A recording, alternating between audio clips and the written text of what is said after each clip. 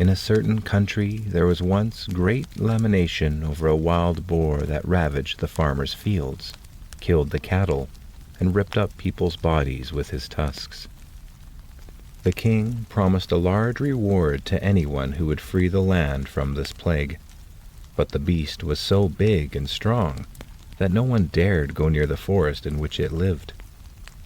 At last the king gave notice that whoever should capture or kill the wild boar should have his only daughter as a wife. Now there lived in the country 2 brothers, sons of a poor man, who declared themselves willing to undertake the hazardous enterprise. The elder, who was crafty and shrewd out of pride; the younger, who was innocent and simple from a kind heart. The king said, "In order to be sure of finding the beast, you must go into the forest from opposite sides." So the elder went in on the west side, and the younger on the east.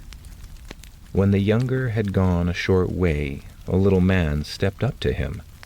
He held in his hand a black spear and said, "I give you this spear because your heart is pure and good.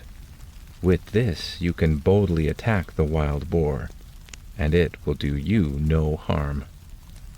He thanked the little man, shouldered the spear, and went on fearlessly.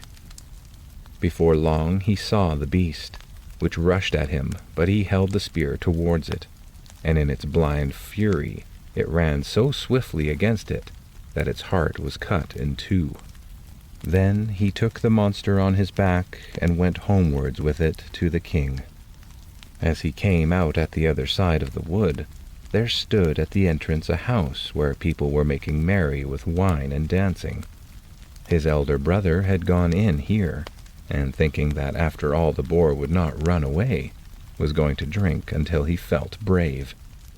But when he saw his young brother coming out of the wood laden with his booty, his envious, evil heart gave him no peace.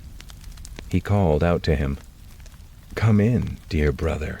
Rest and refresh yourself with a cup of wine." The youth, who suspected no evil, went in and told him about the good little man who had given him the spear with which he had slain the boar. The elder brother kept him there until the evening, and then they went away together. And when in the darkness they came to a bridge over a brook, the elder brother let the other go first, and when he was halfway across, he gave him such a blow from behind that he fell down dead. He buried him beneath the bridge, took the boar, and carried it to the king, pretending he had killed it, whereupon he obtained the king's daughter in marriage. And when his younger brother did not come back, he said, "The boar must have killed him," and everyone believed it. But as nothing remains hidden from God, this bleak deed was to come to light. Years afterwards, a shepherd was driving his herd across the bridge, and saw lying in the sand beneath a snow-white little bone. He thought that it would make a good mouthpiece, so he clambered down, picked it up, and cut out of it a mouthpiece for his horn. But when he blew through it for the first time, to his great astonishment, the bone began of its own accord to sing. "Ah, friend, you blow upon my bone. Long have I lain beside the water. My brother slew me for the boar, and took for his wife the king's young daughter." "What a wonderful horn," said the shepherd. "It sings by itself. I must take it to my lord the king." And when he came with it to the king, the horn again began to sing its little song. The king understood it all, and ordered the ground below the bridge to be dug up. And then the whole skeleton of the murdered man came to light. The wicked brother could not deny the deed, and was sewn up in a sack and drowned.